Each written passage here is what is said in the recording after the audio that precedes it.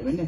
Yang ni lah nampak. Bila dia jadi macam ni. Lepas tu mungkin dia gunakan skill center. Lepas tu kalau skill center tu maksudnya duduk tengah. Kalau art center tu maksudnya duduk tepi. Oh, tapi boleh tak kalau kau terangkan aku yang ni? Aku tak berapa faham sangat weh. Dia senang je.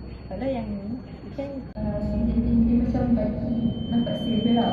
Kalau bagi nampak stable, maksud center tu kena straight. Lepas tu kalau pakai art center ni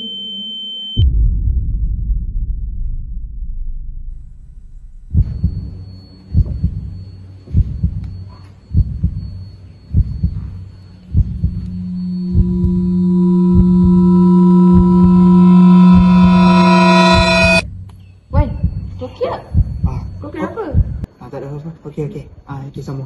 Lepas tu kan waktu tu tadi kan cerita pasal off center dan skill center. Jadi skill center tu senang je. Wan, kau tak tahu kau tu gila, Wan, kau gila. Kau pergi hospital mental lah, kau tu gila lah.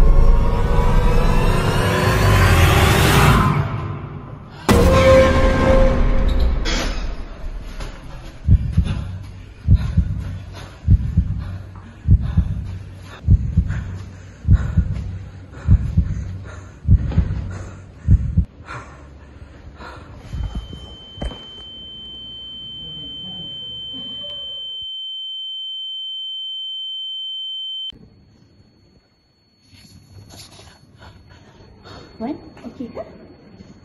Okey. Tapi awak siapa? Wan lupa kan kita ada dekat dalam sesi kaunseling sekarang ni.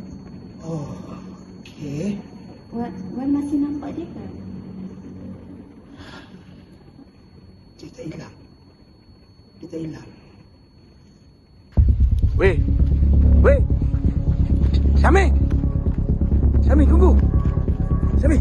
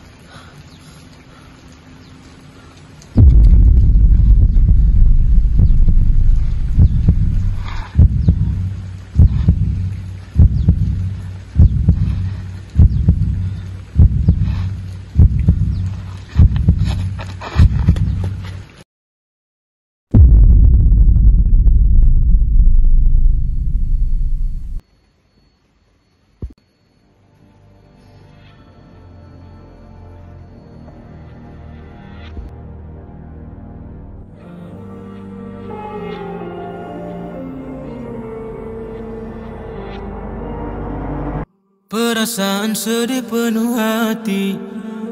Kenapa aku tak tahu? Kenapa aku jadi begini?